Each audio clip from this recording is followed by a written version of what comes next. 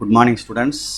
Today 10th max class chapter 1 relation functions important sums example 1.8 ரெண்டு set கொடுத்திருக்கு capital X head set அப்படிங்கறது கொடுத்திருக்கு capital X கொடுத்திருக்கு given capital X அப்படிங்கற set கொடுத்திருக்கு அதோட எலிமெண்ட் வந்து -5 1 3 4 set bracket next capital Y அப்படிங்கற செட் கொடுத்திருக்கு small letter A B C அப்படி கொடுத்திருக்கு ரிலேஷன் ஒன்று R3 அப்படின்னு கொடுத்துருக்கு பேரு -5, A -1,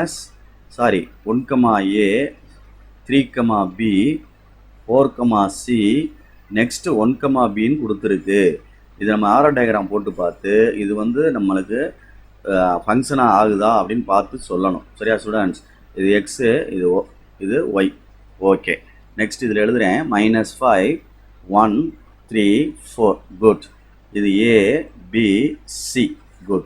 பேர் பண்ணலாம் -5க்கு வந்து ஏ பாய். ஓகே, நெக்ஸ்ட்டு 1க்கு ஏ பாய் ரைட்டு. அடுத்து 3க்கு பி பாய்.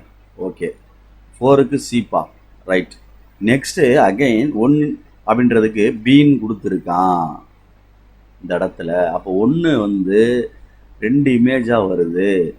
ஏன்னு ஒரு இமேஜ் கிடைக்குது, பின்னு ஒரு இமேஜ் கிடைக்குது. இது தவறு. அப்போ எழுதணும்.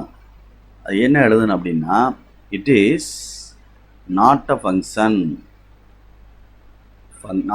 Function from X to Y because ஏனெனில் ஒன் ஹேஸ் டூ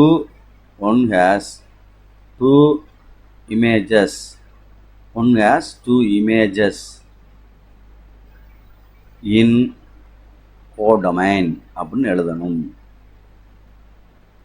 2 உறுப்புகளை நிழல் உறுப்பாக பெற்றுள்ளது, எனவே அதனால் இது கிடையாது அப்படின்னு அர்த்தம். Because 1 has 2 images in codomain அப்படின்னு எழுதிக்கிறேன்னு மறந்துடாதீங்க. தேங்க்யூ.